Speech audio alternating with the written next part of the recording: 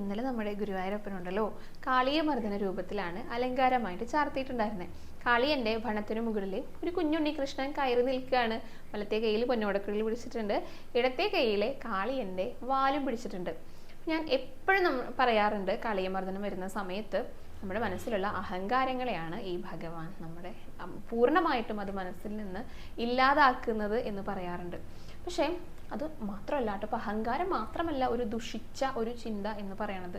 നമ്മുടെ മനസ്സിൽ എന്തൊക്കെ ആരുടെങ്കിലും അടുത്തൊരു വൈരാഗ്യമുണ്ട്, ദേഷ്യമുണ്ട്, അല്ലെങ്കിൽ എന്തെങ്കിലും സങ്കടങ്ങളുണ്ട്, എന്തൊക്കെ വികാരങ്ങളാണെങ്കിലും നമുക്കത് ആവശ്യമില്ലാത്തതാണോ നമ്മൾ ഭഗവാനെ വിളിക്കുക, ഭഗവാൻ അതെല്ലാം മാറ്റിത്തരും എന്നാണ് പറയണത്. അപ്പം ഇടയ്ക്കിടയ്ക്ക് ഇങ്ങനെ കാളിയമർദ്ദന അലങ്കാരം വരാറുണ്ട്.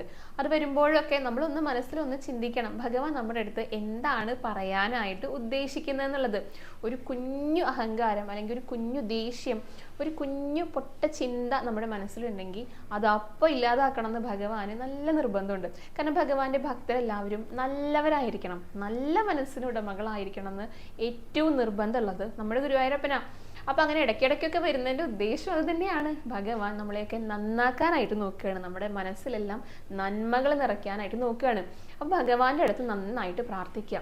കാളിയമർദ്ദന രൂപത്തിലുള്ള ഭഗവാന്റെ അടുത്ത് എന്തൊക്കെ മനസ്സിൽ ദുഷ്ചിന്തകളുണ്ടോ, അതേപോലെ തന്നെ എന്താ പറയുക, ദേഷ്യമുണ്ടോ, വൈരാഗ്യമുണ്ടോ, സങ്കടങ്ങളുണ്ടോ, അഹങ്കാരങ്ങളുണ്ടോ, എല്ലാം മാറ്റിത്തരണേ ഭഗവാനെ എന്ന് ഭഗവാന്റെ അടുത്ത് പ്രാർത്ഥിക്കുക. അപ്പം എന്താകും, നമ്മുടെ മനസ്സിലുള്ള എല്ലാ നെഗറ്റിവിറ്റീസും പോയിട്ട് പോസിറ്റിവിറ്റി മാത്രമായിരിക്കും. അപ്പം എന്താ ഉണ്ടാകുക, ഭഗവാൻ നമ്മുടെ അടുത്ത് സംവദിക്കുന്ന കാര്യങ്ങൾ കൃത്യമായിട്ട് നമുക്ക് മനസ്സിലാകും. ഭഗവാൻ നമ്മുടെ കൂടെയുണ്ട് എന്ന് ഭഗവാൻ തന്നെ നമുക്ക് മനസ്സിലാക്കി തരും. നമ്മൾ ചോദിക്കുന്ന ഓരോ കാര്യങ്ങൾക്കും നമുക്ക് പല രീതിയിൽ ഉത്തരങ്ങൾ ലഭിച്ചു തുടങ്ങും. അങ്ങനെയൊക്കെയാണ് ഭഗവാൻ നമ്മുടെ അടുത്ത് സംവദിക്കുക. അതിനെന്താ വേണ്ടത്, നമ്മുടെ മനസ്സ് ശുദ്ധമായിരിക്കണം. എന്നാൽ മാത്രമേ ഭഗവാൻ നമ്മുടെ അടുത്ത് പറയുന്നത് നമുക്ക് മനസ്സിലാകാനായിട്ട് സാധിക്കുള്ളൂ. അപ്പം എന്താണ് പറഞ്ഞത്, നമ്മുടെ മനസ്സിലുള്ള എല്ലാ ദുഷ്ചിന്തകളും മാറ്റണം. ഒപ്പം തന്നെ സങ്കടങ്ങളുണ്ടെങ്കിലും അതും ഭഗവാന്റെ അടുത്ത് പറഞ്ഞു കഴിഞ്ഞാൽ അവിടെയും പരിഹാരങ്ങളുണ്ട്.